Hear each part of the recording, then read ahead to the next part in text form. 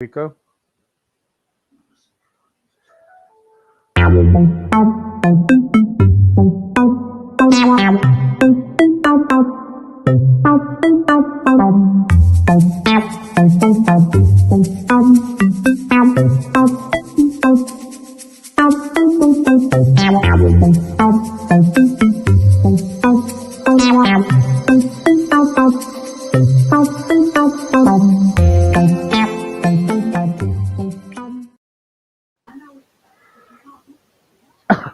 Forgive me for that, guys. So what happened was I had some coke, and I think I just had a quick drink, and all of a sudden something happened, and I thought, oh gosh. But anyway, I'm here. I'm here. I tell you what a wonderful day here today in the UK. It was really hot. I went out this afternoon, and it was really hot. I don't know if you've seen the pictures on Facebook, but go and have a look. I felt like a right twit. But there you go. Now, I have got a lovely guest with me again tonight. We had on last time when we was talking about all different things about talking about her life and everything, and we asked her to come back again as a regular guest because you all loved her, and so we thought, well, let's get her back. So, hello, Emily, how are you? I'm great. I'm great, Steve. Thanks for having me back. Hi, everybody. I'm super excited. I have to check out your pictures on Facebook. Oh, don't, please don't. I'm going to now. Oh, don't. Yeah. Okay, guys, don't forget. Everything that we talk about is if you want to ask any questions or anything, put them in your right hand column. People listening on the radio, make sure that you press on the link before you leave the question because I will never get them at this end. So that's it for that. So, Emily, we finished off last time talking about you and remind everybody about yourself because you got a book and everything, didn't you? Right, exactly. So the long and short of it is about 5 years ago, I worked myself into complete exhaustion where I wasn't able to get out of bed for about 6 months, really. I was able to get out of bed here and there, but not for any length of time. And you can imagine that that caused me to re-examine my life and ask lots of questions. And it started me on this journey. And so I committed to 2017 to figuring out what the source of my problem was, and led me to a lot of doctors and psychology tests and just psychological tests and all these different types of things. Um, and the main thing that I'm sharing about with you all and within my book and everything is that I came to accidentally learn about what I call present moment or the now or the different things that people call it, like the whole idea of like carpe diem, seize the day. I curse, I knew all about this stuff, and but I really thought that there might be something in that for me. And so I really spent a lot of time just experientially exploring what that meant. And sort of, I broke everything down. So because of what happened to me, I felt like everything that I'd learned, sort of, I had to kind of unlearn. And then I Yeah. had to learn a new way because the way that I had been doing it led to my exhaustion and my what I call my breakdown. And so out of that came this clarity, um, and being in present moment and connected to present moment gave me insights. It gave me intuition. It helped me to learn more about myself so that I knew like the different habits that were working for me, the ones that weren't, all those types of things. And so I was able to like rebuild my life out of that space. And so that's what my book is giving someone that reads it, giving the reader, and you can also get it on Audible too. So the listener, a roadmap of how to find that space for themselves, because that looks different for every one of us. So how to find that space for themselves, and to learn and be open in that space to developing habits, self-care, we call that, self-love, I call it, different habits, mindfulness, some people call it, just these different habits that can help support ourselves in this modern world. So Um, what? So what actually happened? Tell, because some of the listeners are now kind of saying what actually happened. right. So let's go stretch. I know we talked about this before, That's okay. but what actually happened? Let's start from the beginning. So what actually happened to you? Okay, so this was in 2016, and I will do a little bit more of a rewind than that, because my pattern was that every 1 or 2 years I would have what I would call my breakdown, which would be a time of a couple of days to maybe a week where I just wouldn't really be functioning. And this could be that I couldn't get out of bed at all, or it could be that I was crying and I couldn't stop, or that I was like really, really, just really upset, like angry, or all these types of things. Like it felt as if I just got to so much pressure. I got to this boiling point, and that Right. and that I just couldn't cope anymore. And so that had happened to me in my adult life every 1 or 2 years. And then this last time that it happened, the big time that I'm referring to, was about 5 years ago, and it was just building up and building up and building up. And in that case, it was a little bit different, because instead of having what I would call like more of an acute attack of just not being able to cope for a week or two, this was a long term situation. And so what happened this time was I was just getting more and more tired, and I wasn't able to accomplish what I would consider would be like normal everyday tasks. I really was having a hard time getting out of bed. So a big piece of it for me was I was so tired. And then the other piece that started to happen was that I was actually really not able to think critically anymore. So I wasn't able to really have conversations. I wasn't really able to problem solve. So all these types of things were happening, and it just wasn't going away. And so then I thought, okay, this isn't just going to go away. I'm not going to be able to just pop out of bed one day, because this had been for about 6 months at this point.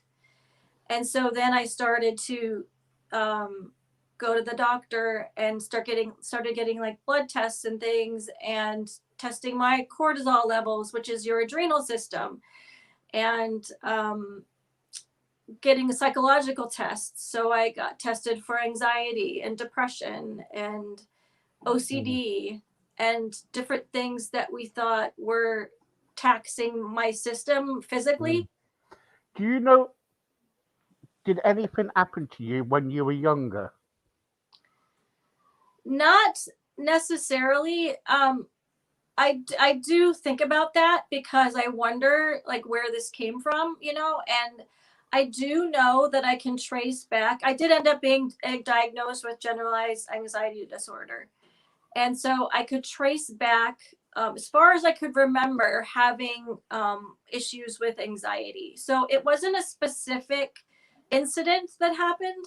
I just, in general, feel like I was interacting with the world in a highly emotional state. And a lot of things were causing me anxiety. I mean, I even remember going to school when I was 10 years old, and just being really, really, really scared to go to school. Just in general, nothing specific, just it was really hard for me to go to school. And I just would feel like I would get stomach aches, and just have these signs of anxiety ever since, very far back. And so it wasn't until I went for these tests in 2016 that I recognized that I had generalized anxiety disorder.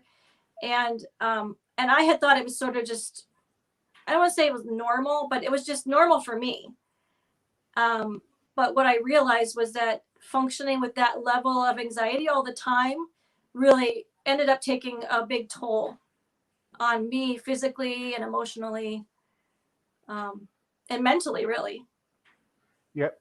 So so really, when you were young, nothing happened to you like abuse, or there was no kind of like, no one kind of like, because a lot of things can happen and bring up, Right.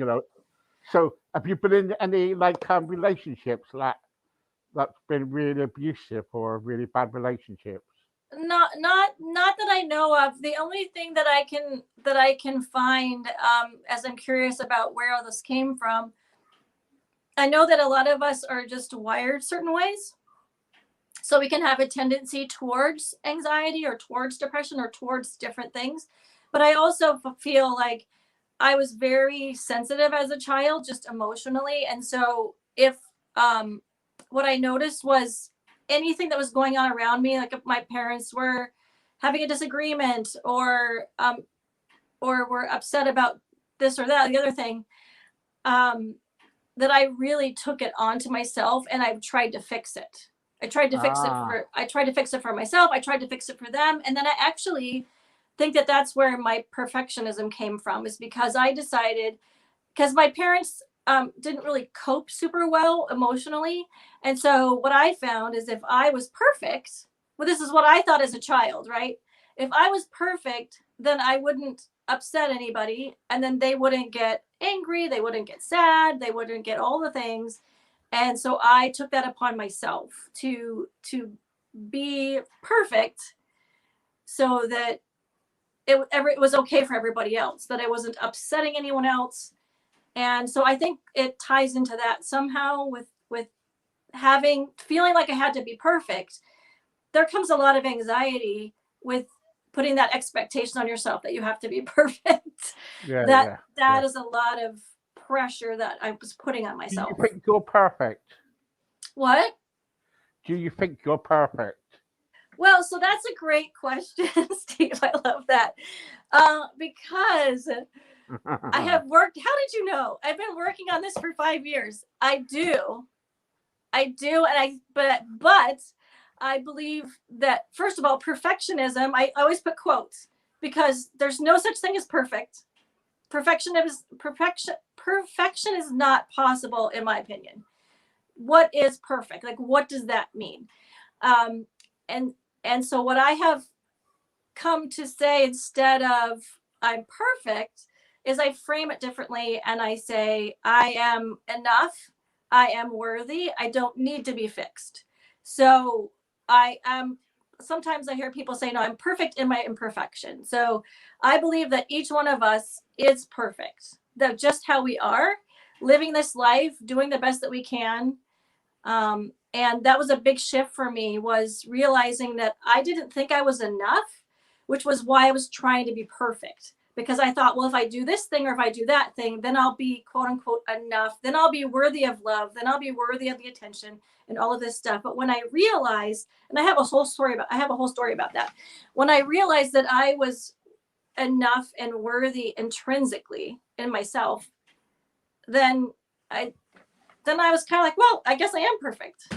so, so you, so you think that everybody is perfect. Everybody is. There's nothing wrong with anybody or anything. You just go around saying that you're perfect. Yeah. Yeah, I mean, it's hard to say like a blanket statement like that, like such a general statement. But I would say for myself and for those in my life, I honor them. I honor their journey. I know that they're doing their best, however that looks, whether I understand it or not. Um, so yeah, in that space, I believe that. And my story is that um, I actually was felt compelled to check into a local hotel. I don't know if I told this story last week. Um, if I did, I'm telling it again. um, I had this really interesting feeling. I felt compelled, that's the only way I can describe it, to go check into a local hotel. And the thing that was funny about that was that I married my high school sweetheart. So I went from living with my parents to living in our home. And then I had kids right away. And so I was never alone. I'd never done anything on my own. Not on purpose, really. It's just the way that it happened. And so it was significant for me that I wanted to like go away by myself. And nothing was wrong. I just had to do this. And so I told my husband, I told my kids, I said, there's nothing wrong. I need to go. I just need to go right now. Like, I need to go 5 minutes ago. And so he said, okay, it's kind of weird, but I was like, I know it's weird. And he said, do you want me to book a place for you? I said, sure. So he booked my place. I packed up, and in about 15 minutes, I was at the hotel and I was checking in. And that's how fast it happened. And I had to do it. There was just I had no questions about it. I just did it. And the whole time I'm wondering what is going on. This is very strange. And so I checked into the room. I sat down on the bed. I put my bag down and I sat down and I took a deep breath. And I thought, I was like, what is going on? What is happening?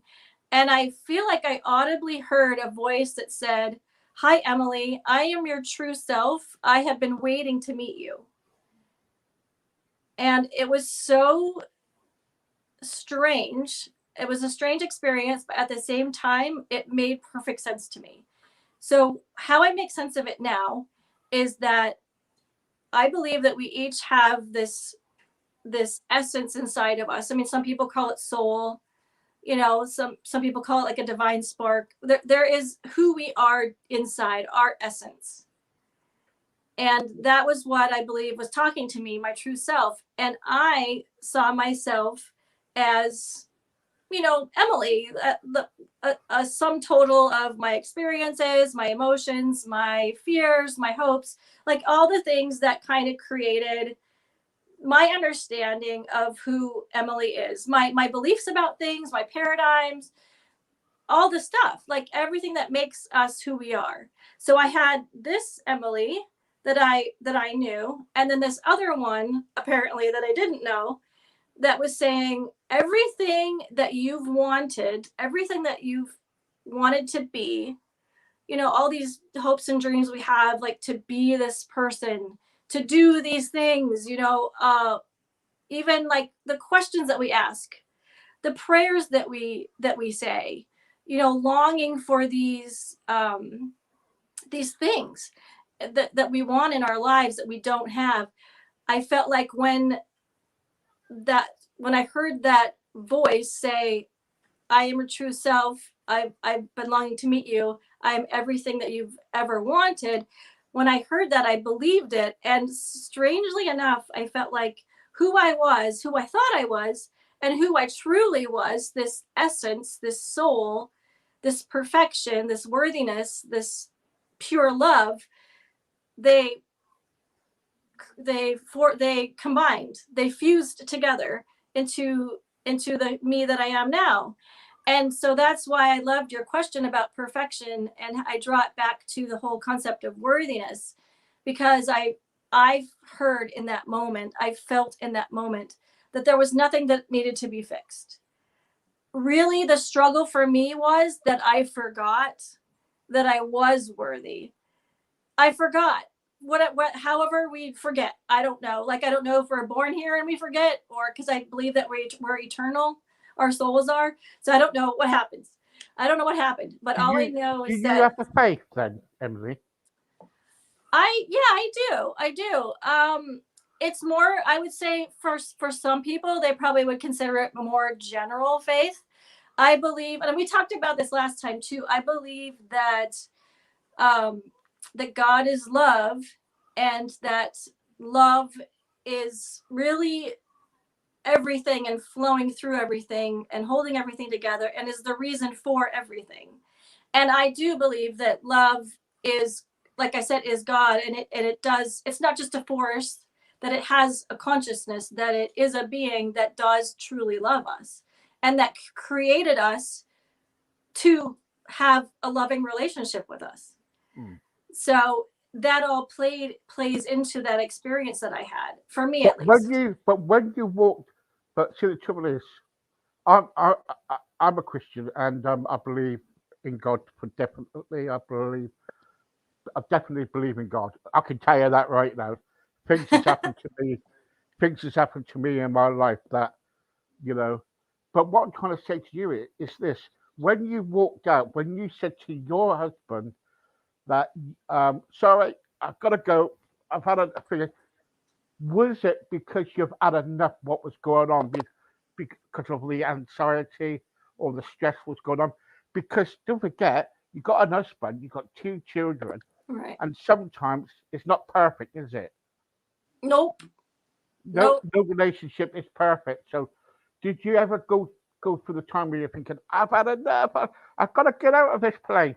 Oh yeah. I mean, for sure. I mean, and that is basically that is what would happen to me every couple of years. Would be, I can't do this anymore. You know, Mm, I'm overwhelmed. No one understands. I don't have support. So it was the what I came to find out were my negative thought patterns. You know, I'm trapped. I can't get out. I have too much to do and not enough time to do it. And every single mm, time I try to do something, it's like the wrong thing, or it's not enough of the thing, or mm. so totally. Yeah, I mean, definitely a lot of overwhelm in just like what would be considered like regular everyday type situations of being a wife, of Mm. being a mother, of working and all How that. old are your children? How old are they? They're older now. So my oldest is 28, and then my youngest is 25. 25. Okay. Yeah. So, Yeah. do they still live with you? Do they? Nope. Nope. They're on their own now.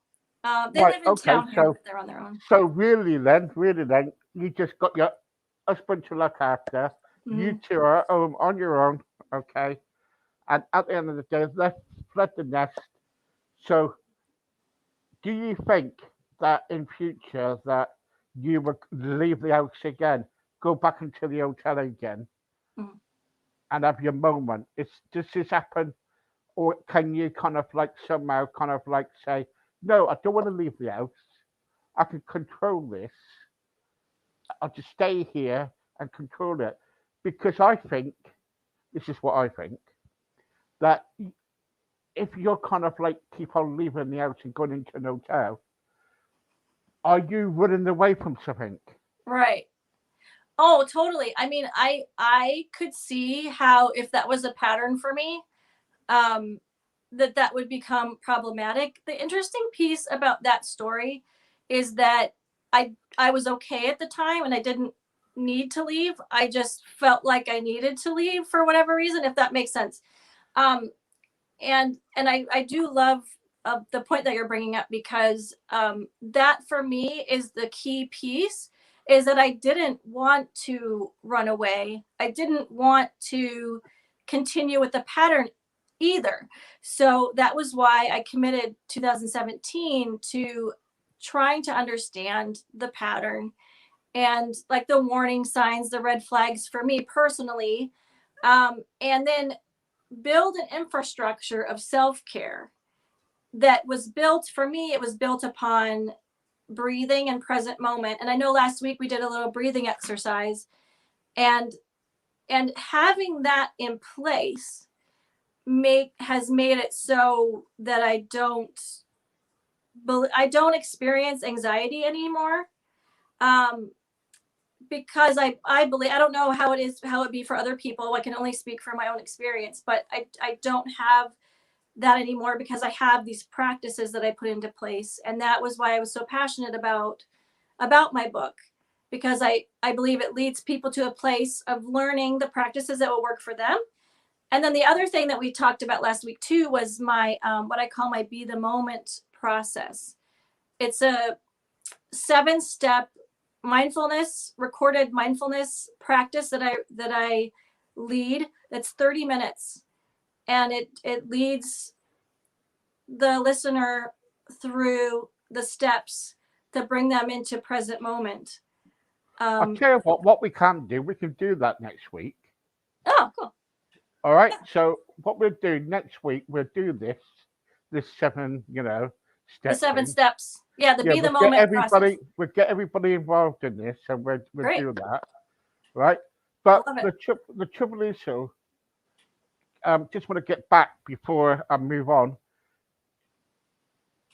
When you kind of like decided to kind of like leave your husband and leave your kids, Yeah. did you know that what you were doing? No, I didn't. I know that. Yeah. You're having a hard time wrapping your head around this. No, No, no, I'm not. I'm no, not. don't get me wrong, because my husband was like, "This is weird. What are you doing?" Yeah, yeah, and that'd be me too. I'll be saying, well, is she, you know, is she got something wrong with her or what? No, no, Right. but you know what I mean. Yeah. No, I mean, it's. I don't really know how to explain it. If if something like this has happened to someone, maybe they will understand what I'm trying to say. When I just was compelled to go. Mm, I and it wasn't like, I mean, my husband could even tell, like, he wasn't even going to argue with me or anything, because he kind of was like, well, this is weird, but okay. I was so, it was so clear to me that I needed to go, that I did, without any doubt or questioning, or I just had full confidence, and almost like, I guess, like for you, Steve, I was just full of faith. I heard something, and my heart was full, and I was like, I have to do this thing, and I didn't know anything. I didn't know why. I just did it. mm, It was like a leap of faith. I don't know. yeah, well, yeah.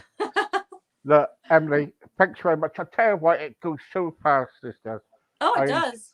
I enjoyed talking to you, but what I do is I will kind of like send you another link for next week. And in the meantime, thank you very much for coming on. Yeah, my pleasure. No question and answers tonight, huh? Not tonight. Okay. Uh, there are people kind of like leaving messages, but unfortunately, I've got another show to do at 8:30. No worries. All right, so I've got I about want to four say minutes. hi to everybody, and I'm happy that I got to talk with you tonight. Yeah, yeah, fine. It's lovely to talk to you, and I'm sorry that we can't go on and answer all these questions. I've got there's around about 200 questions here. Oh, wow. Maybe we'll have to do just a question show. Yeah, sorry. Yeah, yeah. My wife just said that we have got a later spot if you want it, but want to come back and answer all the questions. But that Oh, won't be. tonight? Yeah, that won't be until around about 10 o'clock. I'm open to it if it works for you. But Okay. Okay, what I'll do is, how do I send you a link? Um, I'm just trying to work out. We'll work something out. I'll get my wife to send you a link. I love All it. right, I'll be back. Thanks. Okay, so don't forget, guys, this is it. Emily's going to come back around about 10 o'clock tonight. So stay tuned because we'll be answering your questions then. Remember your question. Yeah, see you in a bit. Bye, everybody.